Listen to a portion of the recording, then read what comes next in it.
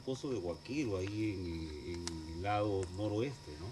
Que hemos ido llevándolo y se ha quedado justo 20 centímetros de las vigas de algarrobo, ¿no? De la cobertura. Y en el fondo hemos encontrado una zapatilla, ¿no? Una zapatilla todavía marca Dunlop, número 38. Pero bueno, ya pasó esta preocupación. No ha pasado nada ya. Menos mal que está intacto todo. Así que... Por la mañana hay una gran actividad. Comienzan las especulaciones sobre quién será el personaje que van a desenterrar. Reina el optimismo. Se recogen muestras para las pruebas del radiocarbono que datarán la tumba. Lucho Chero dirige los trabajos. Por toda la pirámide se realizan trabajos arqueológicos. Nunca se habían llevado a cabo excavaciones tan extensas en Huacarrajada. Se han descubierto 20 enterramientos de la cultura chimú, lo que indica que este lugar continuó siendo sagrado mucho después del ocaso mochica. Entre los trabajadores, casi todos de la aldea de Sipán, encontramos a un personaje especial que demuestra una vez más las vueltas que da la vida. Se trata de Teófilo Villanueva, al que vemos llevar la carretilla de la Unidad 4. Es el guaquero que nos contaba cómo entraron en la tumba que fue saqueada hace 20 años. Al igual que otros que trabajaban en el saqueo, hoy lo hacen para Walter Alba. Saben que estas excavaciones y el museo del sitio que se está construyendo atraerán a muchos visitantes y eso será muy importante para ellos y para el pueblo. ¿Lo bajamos un poquito más? ¿Lo bajamos un poquito más? ¿Bajamos un poquito más? Tras dibujar las vigas de algarrobo, se penetra en la cámara funeraria.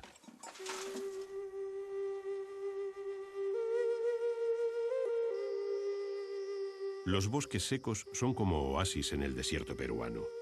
El algarrobo es la especie predominante. Su madera siempre ha sido utilizada por su dureza y resistencia. Los impetuosos ríos que nacen en los Andes llegan al árido territorio costero tras labrar quebradas y cañones, como los del río Santa.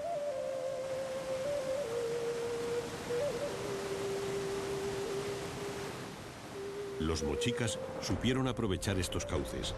Gracias a sus conocimientos en la construcción de canales y en las técnicas de irrigación, convirtieron el desierto en un auténtico vergel, lo que significó el movimiento de cientos de miles de toneladas de tierra. Una obra hidráulica aún no superada que permitió cultivar el doble de parcelas de las que se cultivan hoy en los mismos valles. Fertilizaban los campos con el guano recogido en las islas.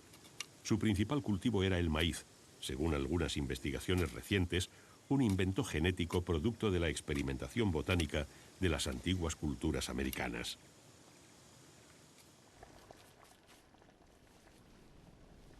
También vivían de cara al mar.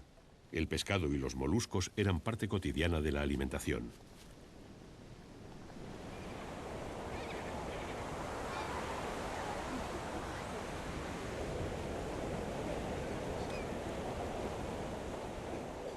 Los pescadores asentados en la costa constituían un mundo aparte, lejos de las grandes ciudades y de los centros ceremoniales y administrativos. Con sus embarcaciones de enea o espadaña, llamadas caballitos de totora, que todavía son utilizadas por los pescadores peruanos, se adentraban en el mar para pescar.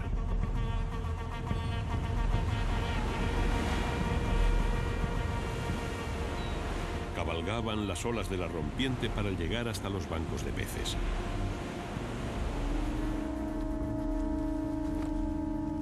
Los cortejos religiosos llegaban periódicamente hasta la playa para recoger conchas marinas.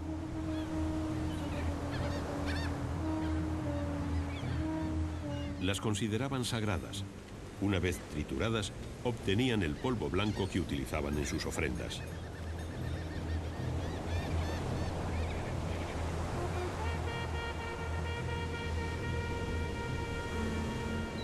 Al atardecer, regresaban con sus capturas.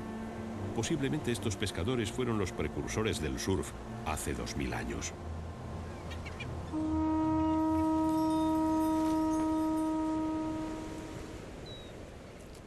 Con embarcaciones más grandes, también construidas con juncos de totora, navegaban hasta las lejanas islas de Ecuador para conseguir conchas de Spondylus.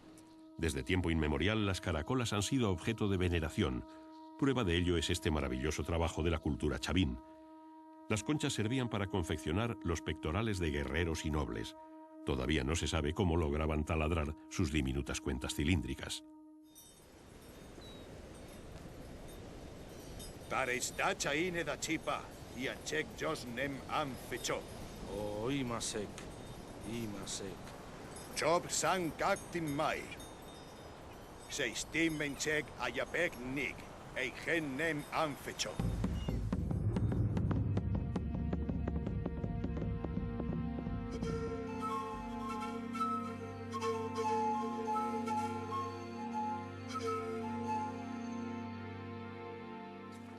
En el fondo de la tumba se percibe claramente la forma de un sarcófago de grandes dimensiones.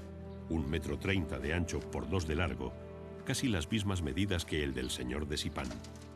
Pero al poco algo sucede que desalienta al huchochero. Dos. Uno. Y eso otro. Parece que hay 2 ataúdes, lo que significa que el enterramiento no es tan importante como se pensaba, aunque se aprecia una extraña marca en el suelo. Lo cierto es que aquí hay una cosa que estamos tratando de ver si continúa o no. A diferencia de la mayoría de las culturas preincaicas, a los mochicas no se les enterraba en posición fetal. Los enterramientos más simples corresponden a campesinos apenas envueltos en un manto y sepultados en una fosa sencilla. Otros tienen algunas ofrendas y se encuentran protegidos por envoltorios y colocados en tumbas rectangulares de adobe o piedra. Los de mayor rango poseen elaborados ataúdes y cámaras con nichos para numerosas ofrendas. Cada enterramiento refleja la función y la clase social a la que pertenecía el difunto. Hoy se han realizado ceremonias de pago a la tierra. Los trabajadores temen al llamado mal de Huaca, una superstición en la que los poderosos espíritus que moran en las pirámides se apoderan de la vida de los que profanan sus secretos. Ofrendan a la Pachamama, la diosa de la tierra, para que les dé valor y les proteja. Y una muy buena noticia, se trata de un solo ataúd. Lo que parecía la división entre 2 ataúdes es la tapa central del sarcófago, que al romperse las vigas de algarrobo por la presión del relleno, adoptó esta posición. El optimismo regresa al ánimo de los arqueólogos. Además, han aparecido las primeras ofrendas de cerámica.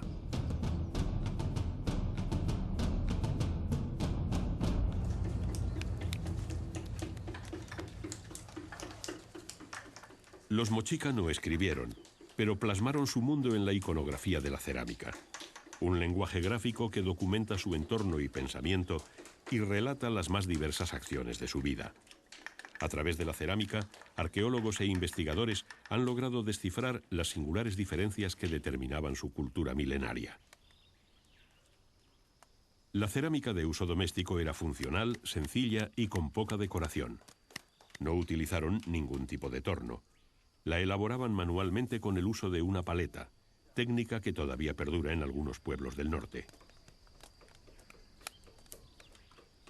Las obras ornamentales y de uso ritual se fabricaban con moldes.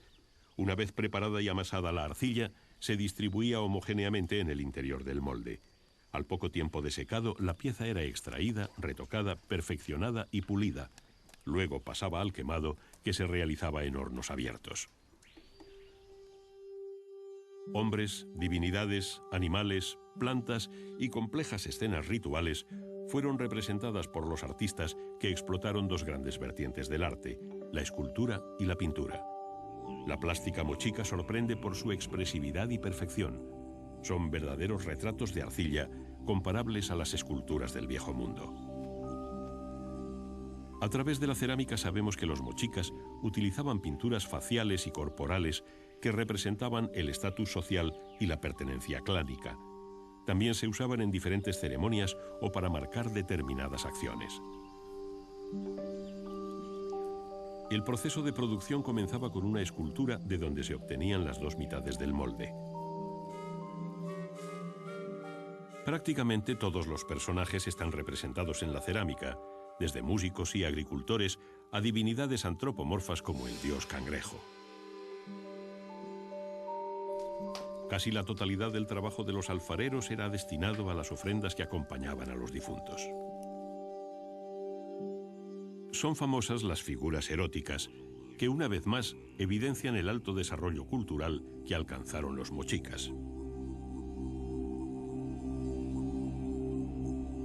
Por la cantidad de vasijas encontradas en los yacimientos arqueológicos, los talleres de alfarería debieron tener mucha mano de obra para conseguir tanta producción.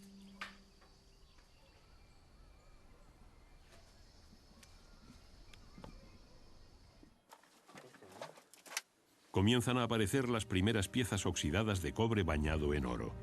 El ambiente en la excavación se ha electrizado. Reina el silencio y el absoluto respeto hacia el personaje que van a exhumar. Una cabeza felina augura la importancia de la sepultura. A la altura del torso del difunto, una gran corona en forma de V arroja alguna pista sobre su identidad. Lentamente, a golpe de pincel y espátula, los ornamentos que usó en vida van aflorando. Se percibe la fuerza de la huaca, algo misterioso y etéreo marca su presencia. Estamos frente a la primera capa de la tumba recién descubierta, un conjunto de ornamentos y emblemas. En la parte inferior nos sorprende el hallazgo de 3 cabezas de porra que fueron desarmadas, aplastadas intencionalmente y colocadas en esta sesión. Fueron trofeos de combates rituales. Hablamos entonces de 3 combates ganados.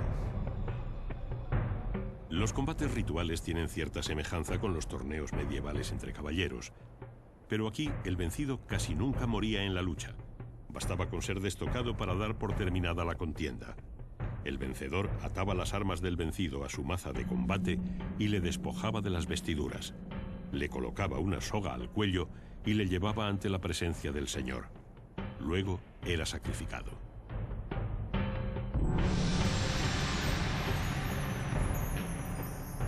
La maza de madera recubierta de cobre era el arma principal de los mochicas.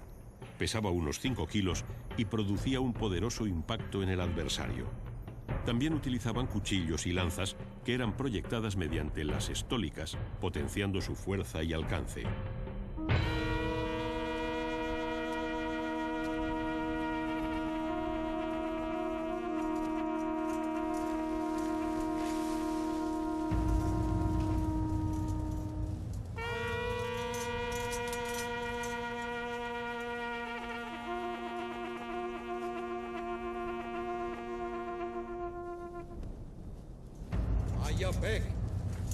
Desde la infancia, los mochicas iban superando diversas iniciaciones que conformaban su futuro. El proceso iniciático terminaba al final de la adolescencia.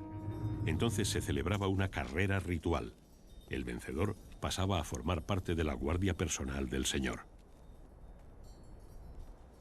A cada participante se le entregaba una bolsa llena de pallares, unas semillas con las que los oráculos realizaban predicciones.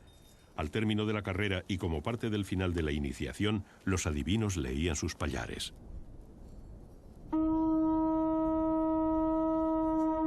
Amejia, Heichman Chile Chunamiker Kolen, Josenen Men Man Heich.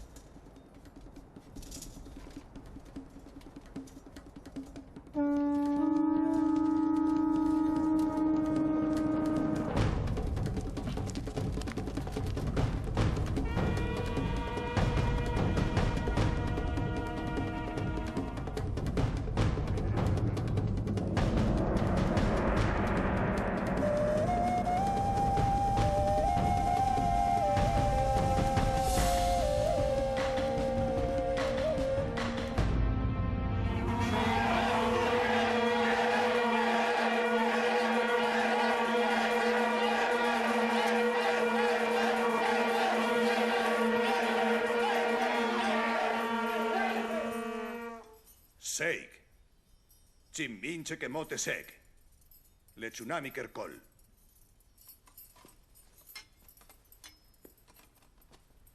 Fupang. Eis. Tu hedas ayen molun. New chalot stek meilan. Temnein menyo chan si amner le miserna. Fupan Chang Falpir. Chepang Mochach. Chang Has Tono Amichek.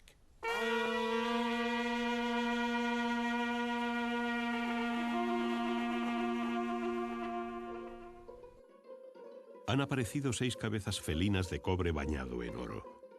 Walter y Lucho creen que se trata del cuarto personaje de la iconografía moche del que no se sabe nada hasta ahora. ¿Cómo es posible que los mochicas supiesen dorar el cobre? Algo que en Europa se consiguió a finales del siglo XVIII mediante procesos de electrolisis. Lo cierto es que ellos lo lograron hace 1900 años.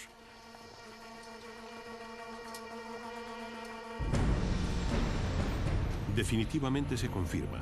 La tumba corresponde al cuarto personaje de la iconografía de la presentación. El que podría ser el señor de Sipán recibe la copa de sacrificio del sacerdote. Detrás la sacerdotisa y más atrás nuestro personaje representado tan grande como el señor. Todavía se sabe poco de él, tan solo que era del más alto nivel y que desempeñaba funciones militares y religiosas.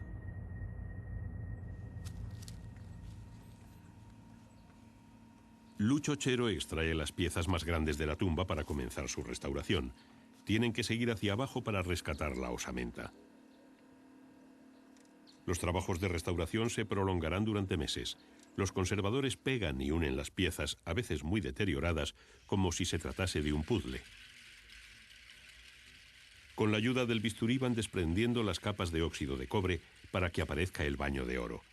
Estas piezas serán expuestas en el nuevo museo del sitio, en el propio yacimiento, al igual que las que se encuentren en los próximos hallazgos.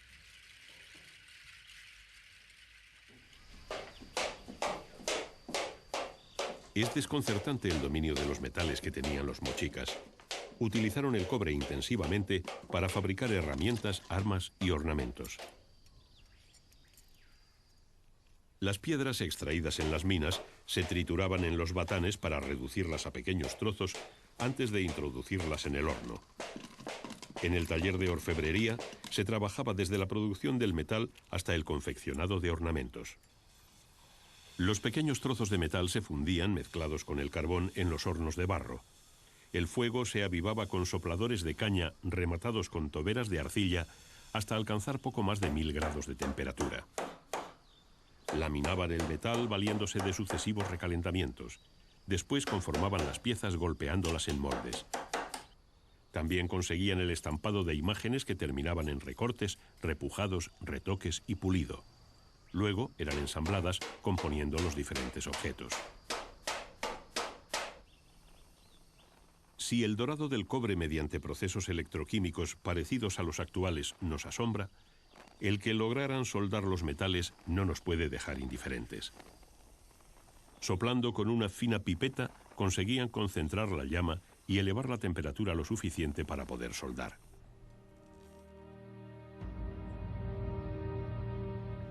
Por fin se ha llegado a la osamenta. Se han vuelto a colocar las principales piezas reconstruidas para tener una visión global del enterramiento. Con el mayor de los respetos, el esqueleto del noble se retira de la sepultura. A ambos costados del sarcófago ha aparecido la osamenta de una mujer, posiblemente una concubina, y el esqueleto de una llama sacrificada. Un miembro más de la élite moche ha sido recuperado para la historia.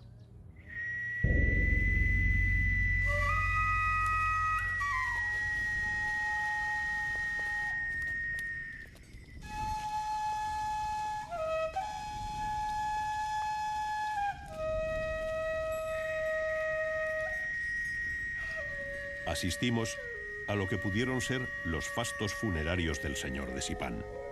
El pueblo está de luto. En el patio del palacio, el cadáver del señor va a ser preparado para su último viaje.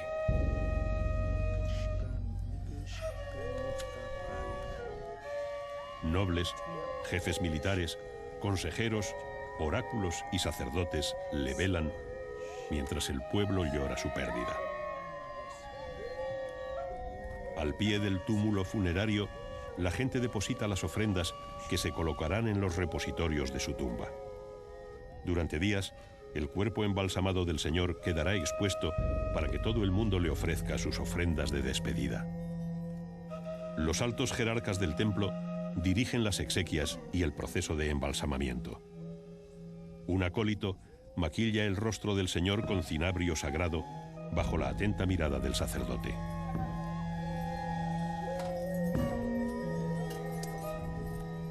Yanchek Jos, Ayungesen Erkop Antuni Chek Changchar, si ansia Moshisek Tokna.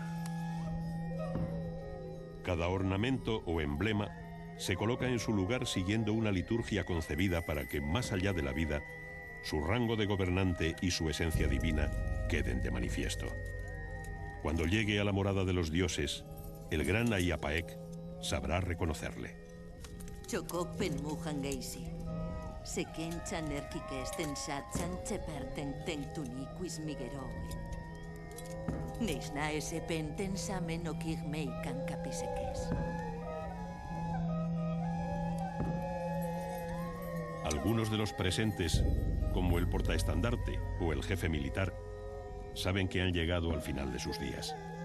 Para ellos es un honor acompañar al Señor.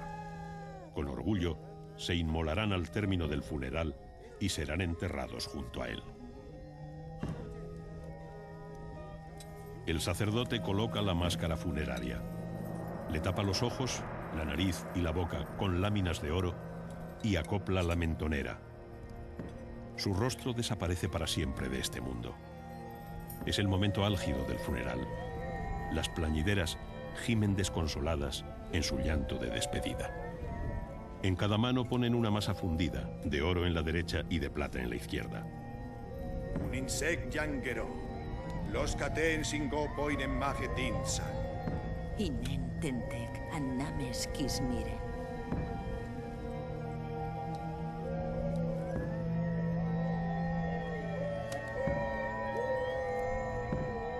La música suena lúgubre y melancólica.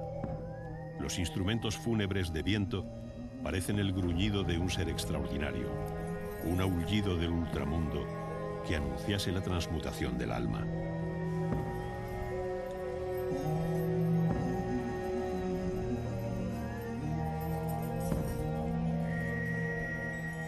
Walter Alba, emocionado al presenciar estas escenas, plasmó en papel sus sentimientos y redactó el epitafio a esta recreación y el epílogo a este trabajo documental. Siento que nuestros caminos se cruzaron en un momento de la historia.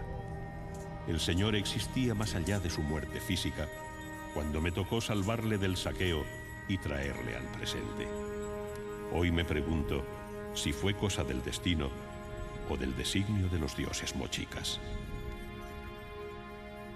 Veo esta recreación de su funeral y siento una profunda emoción contenida.